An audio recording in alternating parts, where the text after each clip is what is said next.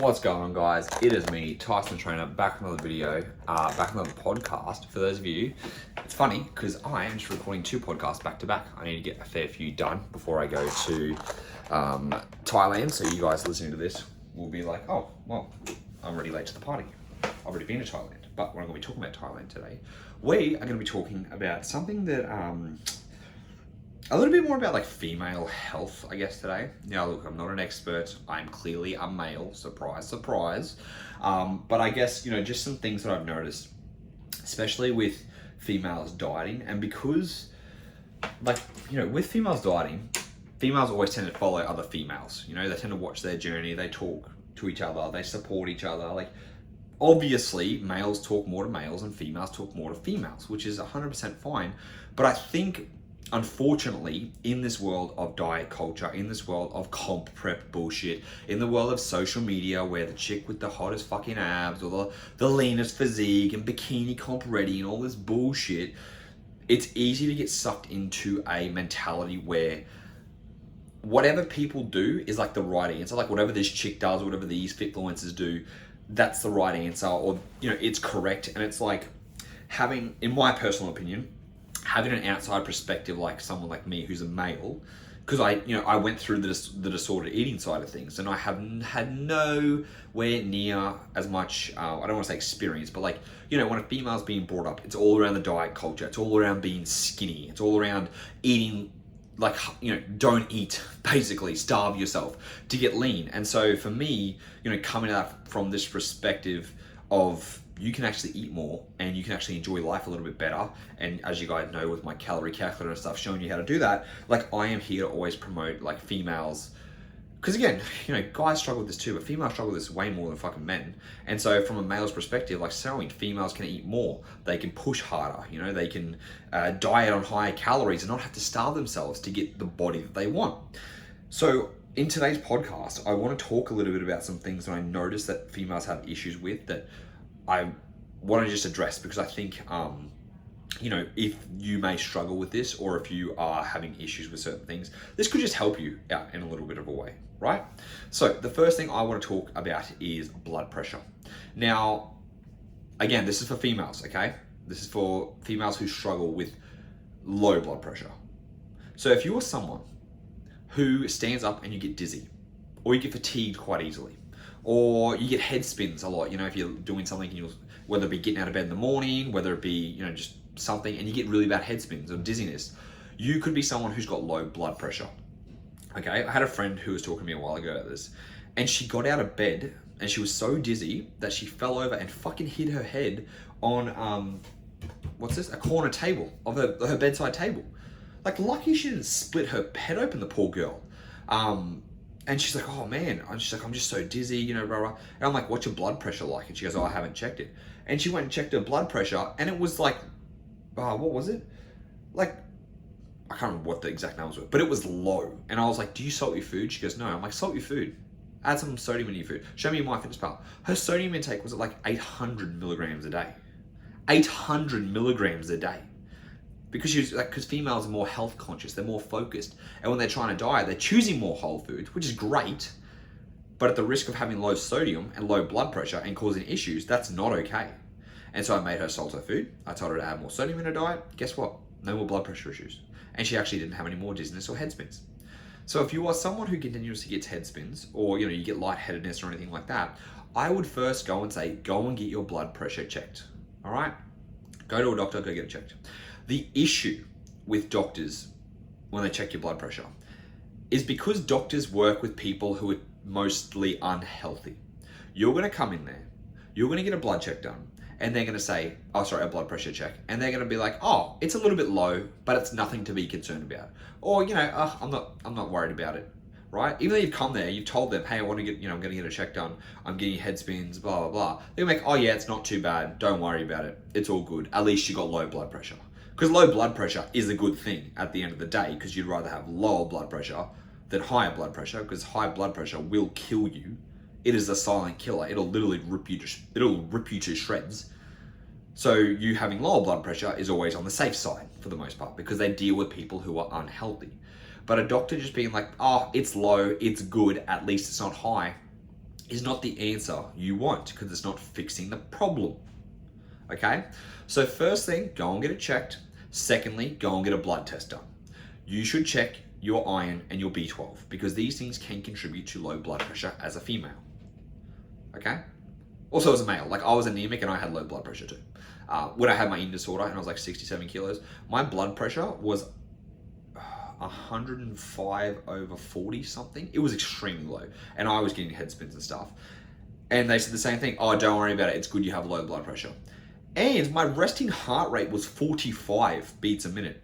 They actually made me go for a sleep test because they're like, oh, something's wrong. Your heart beats at 45 beats in the evening when you sleep. And I was like, oh shit. And I thought it was an issue. Turns out me just being underweight is the issue. Because they're like, oh, you're pretty fit, you're pretty healthy, you're gonna be all right. Like after they did the sleep study, and I was like, oh, okay, cool, whatever, sweet. The doctor said that's fine, it's all good. Having a low heart rate is absolutely fine, but having a low blood pressure and a low heart rate usually can be some signs that there are some issues there, but they just didn't pick up on it because again, they're not dealing with healthy people, which is not to say the doctors are shit or that you shouldn't go and see a doctor because they are a medical professional. They have done years of medicine, but they just don't always take things into consideration, I guess, and a little bit of critical thinking, which sucks because you are someone who's looking for help, but they're always trying to look at the unhealthy, not the healthy, fit individuals that could still be having issues at the end of the day. So go and get a blood test done and check your iron and your B12. Because if you correct those two issues first, that could actually just help with your blood pressure straight away. And also with your heart rate too. Okay, because low blood pressure can also cause low heart rate. High blood pressure can cause a high heart rate, So with that, get your blood test done. I would say when you go and get a blood test done, not just do your B12 and your iron, do your B12, your iron, your vitamin D, do a fasting blood glucose test, okay? Now, this may be things where you're like, there are gonna be some coaches out there like, oh, he's saying do all these things. What's he like, why does he think you should do all this? It's just to be safe, to be honest, because you never know what deficiencies you have. You never know if you could be causing any metabolic issues. You don't know if you could be having some glucose issues. Most likely if you're dieting and you're lean, you're not going to, but it's always better to be safe than sorry, because guess what? You service your car, you should probably service yourself. Like, oh, I better change, you probably don't think I better change the oil, but when a service comes up on your car, you go and get it checked. How often do you go and get a blood test done? Once every 3 years? Probably once every 2 years? I would say get it twice a year. Because it's not excessive to get your blood test done twice a year. Like, the longer you leave things and you're not getting it checked, the higher the issue is, okay? I get mine done once a quarter, but for multiple reasons. One of the reasons is being on testosterone replacement. I check where my levels are at. I check what my what my red blood cells are like. I check what my fasting blood glucose is like, because on testosterone, you can make yourself insulin resistant. And I also just want to check for myself where my liver and kidney enzymes are, because my liver enzymes are elevated due to testosterone. All right. So I just like to get it checked in. Again, you don't have to do it every 3 months, but at least once or twice a year for Jesus. Like just for fuck's sake, just go and check it. Okay. So just to make sure you don't have any deficiencies or anything to be worried about. Especially women, they usually eat less red meat. So there's a high chance you might have low iron or low B12. They seem to, when you diet for long periods of time, you might have an underactive thyroid that you could be addressing. So make sure you get that checked too. And again, just get a whole check done. So fasting blood glucose, get your B12, get your iron, get your vitamin D checked. They're probably going to be the best things. And you can also, if you want, get your hormones checked. Like I'm not saying you have to, but it may always be good to check, just so you know where your estrogen and stuff are. Again, it's going to be different based on where your cycle is, but it's always good to check. Okay, so go and get a health check done. If you're anemic, get an iron supplement or have some more red meat, same as B12. If you're not, all right, cool, tick that off the list. Next thing we move down to, where is your sodium intake? Are you tracking your food? If you're tracking your food, look at what your sodium consumption is. You should not be scared of sodium. Sodium is not a bad thing. Sodium is an issue if you are someone who has high blood pressure, all right, or if you're salt sensitive. How do you know if you're salt sensitive? You'll know if you're salt sensitive, okay?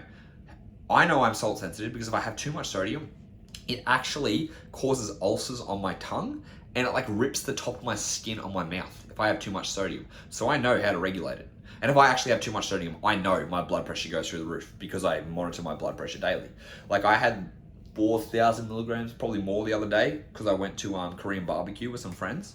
I checked my blood pressure the next day. Usually it sits at 115 now at the moment. It went up to 145 over 70. That's a big jump, you know? High sodium, high amount of carbohydrates, even though Korean barbecue is not huge carbs, there's still carbs there. You know, all those things just causing me high blood pressure. Give it a few days, drops back down. But I know if I have that much, it's going to cause me blood pressure issues. Now, if you're someone who has lower blood pressure, do not be concerned about sodium causing you high blood pressure. Okay? So check your sodium on MyFitnessPal first. Are you getting around the 2,500 milligrams mark? Most of you aren't getting around the 2,500 milligram mark. Get close to that, okay? The way you increase your sodium intake is by simply salting your food first. Now, it's very hard because, like, you know, salt and sodium, you know, they're interchangeable in a way. Like, you know, salt contains sodium, but it contains other things.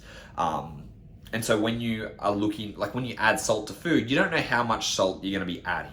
So what I would just say though is, like, before you start choosing higher sodium foods, just start adding some salt onto your food. So if your MyFitnessPal says you're getting, let's say, let me give it an idea. Let's say you're having 1,500 milligrams of sodium a day, okay? Yeah, 1,000 milligrams under. Before you start trying to choose high sodium foods, just add a little bit of salt to each of your meals and then see what your blood pressure does. I'd probably recommend going to get a blood pressure monitor, just so you can monitor to see if it is actually going up. Because again, it's very important to have regular blood pressure, right? So go and start adding salt to your food. If the blood pressure doesn't go up, choose higher sodium foods. So that means cooking with things like soy sauce. A great way to add in sodium is soy sauce or like oyster sauce, okay? Choosing more like canned foods. So diced tomatoes when you're cooking with spaghetti bolognese. You know, the meal prep services foods are always going to be higher in sodium because they're a preservative. Things that last long on shelf lives are going to be higher in sodium because they're preservatives. Like sodium preserves the food. So bread, like, you know, whole grain, Helga's whole grain, or tortillas, like any of the wraps are really good and high in sodium. So again, like what I'm recommending here are things that usually you're told not to do. And that's because people have high blood pressure. So you need to do these things to help increase, you know, your overall sodium intake, all right? So doing that, so adding more salt or sodium into your diet. Along with that, you want to keep hydrated. Now, here's what I have to say on hydration, because a lot of you have fucked your hydration up and diluted your electrolytes, which is another issue because you're drinking so much fucking water. All right? Because what's everyone saying at the moment? Drink a gallon of water a day. You know, there's that 75 hard bullshit challenge. Drink a gallon of water. Or they're telling you drink 3 liters of water a day. All right. I train 7 days a week. I'm an 88 kilo male and I'm a heavy sweater and I drink 4 liters of water a day. 4.5 liters, okay? You probably work in an office. Maybe not. You are maybe about 30 plus kilos lighter than me. 20 to 30 kilos lighter than me. You probably don't sweat as much as me. Yet you think you still need 3 to 4 liters of fucking water a day because some dickhead on Instagram is telling you to drink 3 to 4 liters a day. Jesus. Okay? Do not do that shit, all right? The way you know if you're hydrated enough comes to your urine. If your urine is straw color, you are hydrated. If your urine is darker than straw, you are dehydrated. If your urine is clear, you are drinking too much water. There's probably a reason you're pissing all the time. It's because you're drinking too much water. And when you have a high amount of water and a low amount of sodium and electrolytes, you are diluting your sodium intake, or you're just diluting your electrolytes overall, and that's not a good thing, which will also drop your blood pressure down. So probably cut back on your water a little bit. For some of you, you need to keep, you need to make sure you're drinking enough. So hydrate. Again, use your urine color. Also, we're saying that water is not the only thing that's going to hydrate you. There's anything with calories, carbohydrates, and sodium or electrolytes will hydrate you more. So sugar-free Powerade, sugar-free soft drinks, okay? Milk, what else am I trying to think of? Full sugar soft drink, sugar-free cordial, coffee, if you're having milk in it, not just shots of coffee, but actual cappuccino, latte, shit like that. All those things, tea with milk in it, Caffeine dehydrates you, but coffee or tea do not if you're having milk in those things, okay? They will hydrate you more than dehydrate you. As long as you're not doing espresso shots, you're not gonna be dehydrated. So increase those things, Caffeine also increases your blood pressure. Just don't have caffeine after lunch because it'll cook your sleep, all right? So if you can work on hydration, not drinking too much, adding some more salt to your food and getting a good sodium intake, okay? Making sure you're not anemic, those things in themselves should try and help you increase your overall blood pressure, just from those things, all right? Now, with saying this, again, the hydration side of things, the kind of thinking about that, a lot of people still get scared about sodium because you think somehow water retention and sodium. I think a lot of you need to understand what sodium actually does in the body, and it doesn't cause you to gain fat or look watery. Sodium does not make you look watery. All right, you may see the scale fluctuate when you have a higher sodium meal, but it's not just because of the sodium, it's because of the calorie content, because usually when you have a high sodium meal, you're eating more, you're eating a higher amount of carbohydrates, and you're eating a higher amount of calories overall. It's not the sodium making you watery, it's the overall contents of the meal, okay? Sodium doesn't make you watery. I'm gonna keep saying this. Sodium doesn't make you watery. If you wanna get good pumps, if you actually want more vascularity, sodium will help with that, okay? So what you're gonna do is you're gonna increase your sodium intake, and you're gonna be scared. You're like, oh, the scale's gonna go up. The scale will go up, but when you keep a consistent sodium intake, the scale will drop back down. Sodium doesn't make you gain body fat.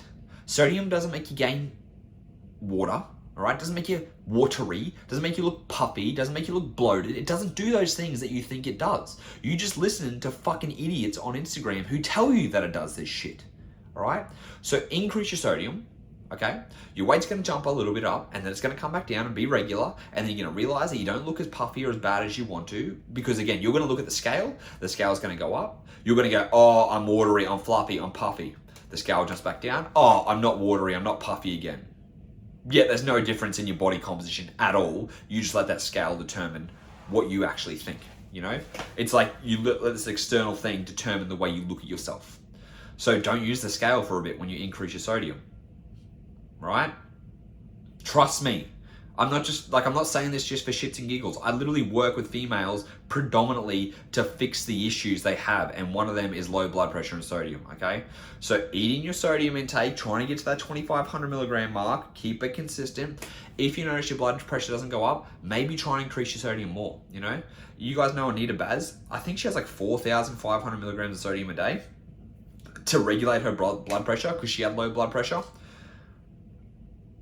No water retention with her, and she's actually been able to maintain her blood pressure. So a good person to talk to, sorry Nina, I'm just throwing you out there, go and ask her about it, ask her about her sodium intake. And again, if you increase your sodium intake, you're gonna notice less head spins, potentially more energy and less fatigue, because now when you have a regular blood pressure, you're actually able to, move blood around your body better. You're gonna notice better training sessions, so more muscle pumps. And you're gonna probably notice better, when I say muscle pumps, also muscle contraction, because an electrolyte sends a stimulation, right? Electricity in your body, and when you have enough potassium, there's actually a potassium sodium pump in your body when you're muscle contracting, that's actually gonna be more beneficial for you. So having more sodium is gonna benefit you in fucking every way if you're low blood pressure, okay? If you're normal blood pressure, don't try and add more sodium in. This is people with low blood pressure, all right? So this is what you guys should be focusing on. And unfortunately, alcohol actually lowers blood pressure. So if you're waking up really dizzy after a night of drinking, it's because alcohol has, it thins your blood. That's why you bleed out more when you cut yourself, when you're drinking, because of the alcohol. So when you have alcohol and your blood is thinned, you will have lower blood pressure. So it's just to be aware of on that side of things too. So sodium is a big important thing, which you need to probably fucking work on. Again, not all of you, but some of you will. That's what you should be doing to kind of work on that. That's big thing that we need to be focusing on. Because again, everyone's trying to choose whole foods, which is amazing. I definitely want you choosing good, healthy foods, but not at the expense of, cutting out things that are going to be beneficial for you, which is your sodium intake. All right? That's the first thing I really want to cover in this. The second thing that I think a lot of you focus too much on is avoiding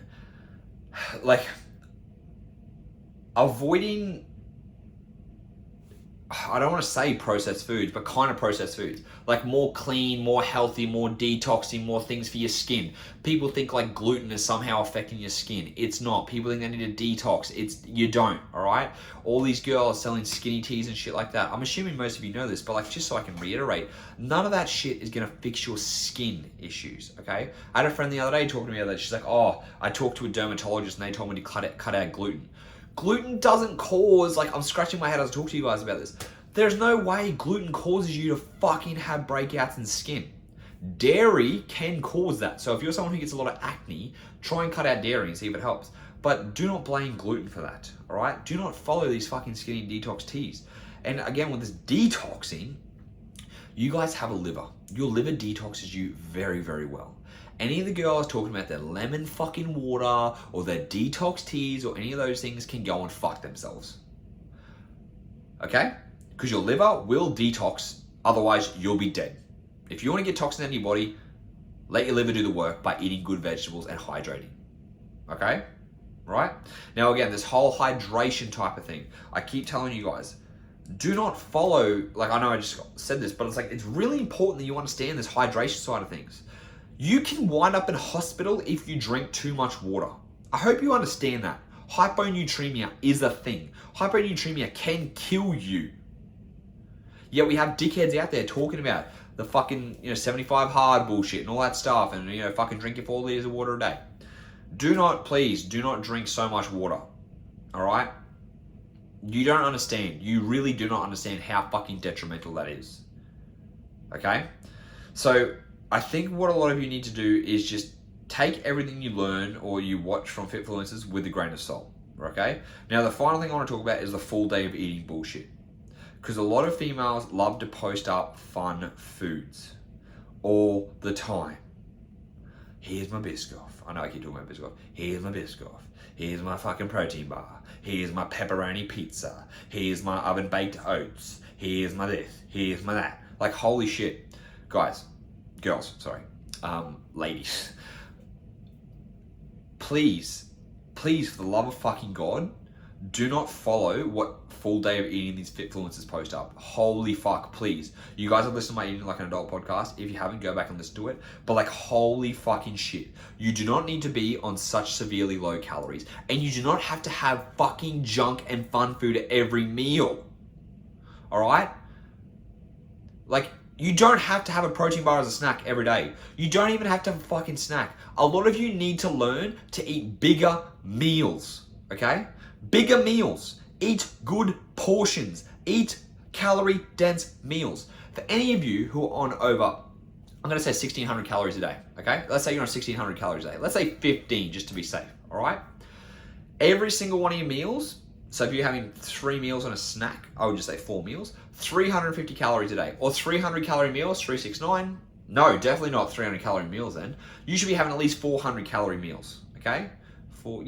So then 3 of your meals, that's gonna be 1,200 calories. Then you have an extra 300 calories for your snack, okay? Or again, 400 calories for breakfast, lunch, dinner, or for breakfast and lunch, 200 calories for your dinner. So that's 1,000 calories. And then you have like a little bit extra. So extra 100 to 200 calories at night time. Do not save all of your calories for the evening. Do not fucking do that. Because a lot of you, especially when females come to me, and they want my coaching, and they tell me, hey, I just have really bad eating habits at night. I'm always ended up binging. All I find out is that they're fucking saving their calories till nighttime. And you want a recipe for disaster? You want a recipe for binging? Save your calories to nighttime. You want to fix that issue? Stop saving your calories for nighttime. And I know it's such a hard thing to understand, right? But honestly, you need to learn to eat more during the day. And you're gonna be like, oh, but what if I still binge at night? You're not going to, because the reason you're binging at night is because you're not eating during the day, all right? Just trust me, for 2 weeks, do not eat and save calories at nighttime. Save yourself an extra 100 to 200 calories for your evening meal out of all the rest of your food. So again, if you're on 1,500 calories a day, you have 400 calories for breakfast, lunch, right? So that's 800 calories. You have, let's say, 250 calories for dinner, which means you get 450 calories for dinner. So you get You get 250 calories for snack, you get an extra 450 calories instead of 400 calories for dinner, okay? Or you do 350, which is 700. Your snack's gonna be 250, which would be 950. No, 600 calories is too much. You do not want the 200 calories at your dinner compared to everything else, okay? I just had to do a quick math. And if you do that for 2 weeks, first or second night, you probably might still binge because you're teaching your body to change. Then all of a sudden, you're gonna stop binging, okay?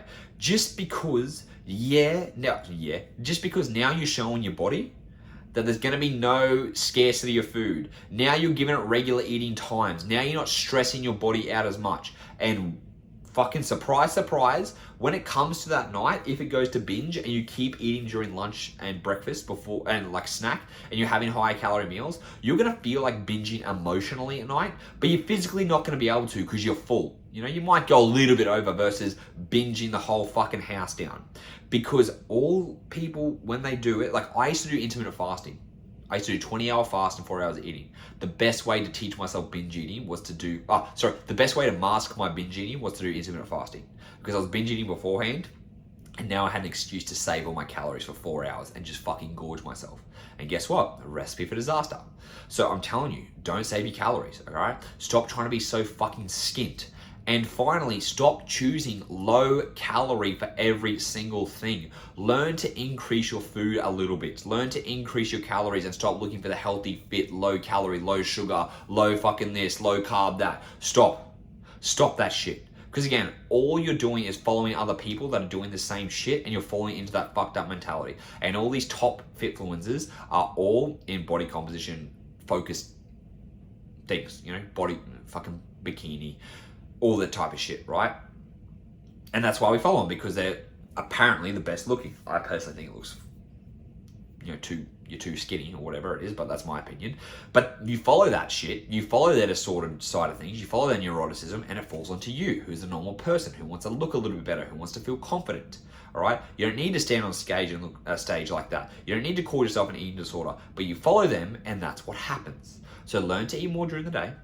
Learn to not save your calories for the evening. Learn to choose more calorie-dense, nutritious foods. Stop trying to save as many calories as you can for nighttime. I'm going to keep saying this. And a lot of you need to fucking stop dieting. You keep trying to diet. You keep trying to restrict. You keep falling off track. Stop fucking dieting. If you cannot stay on track, stop it. Stop dieting, all right? Stop it.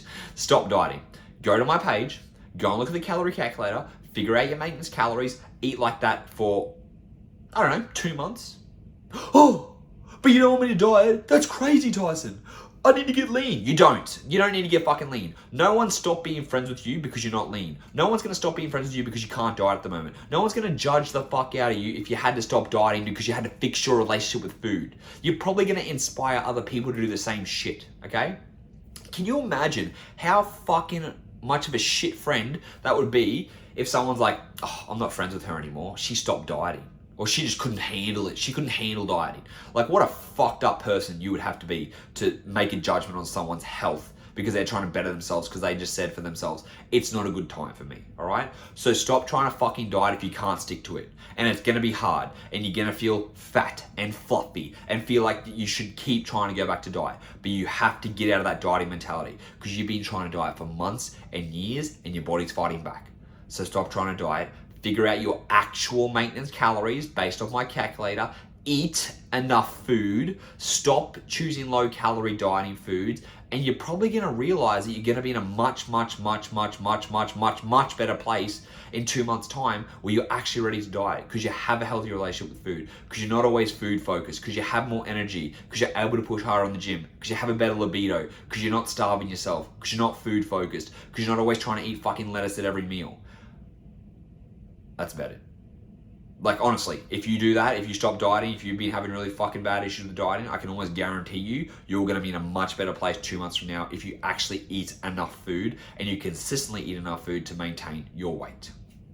That is the podcast. Boom. 29 minutes and 10 seconds. All right. I hope that was helpful. I think a lot of females need to hear this. So if you did find this valuable, and you're a female, obviously probably listen to this, I would appreciate if you shared it. I would appreciate if you shared your favorite bit that I said out of this podcast. And again, just help other females see this, because I think a lot of them, again, coming from a male perspective, yes, it is different, but it doesn't mean that, like, I don't know what I'm talking about. As someone who works predominantly with females who wants to fix their food behavior, I enjoy what I do. I love helping them. And again, because I come from a disordered eating background, I think I have a lot better experience as a male working with females and showing them they can eat more than they can, because I kind of lived that. Never was as bad as, you know, the way females have grown up under that diet influence, but I do have 2 cents that I think just gives a different angle. So as always, I appreciate you guys listening, and I'll speak to you next time.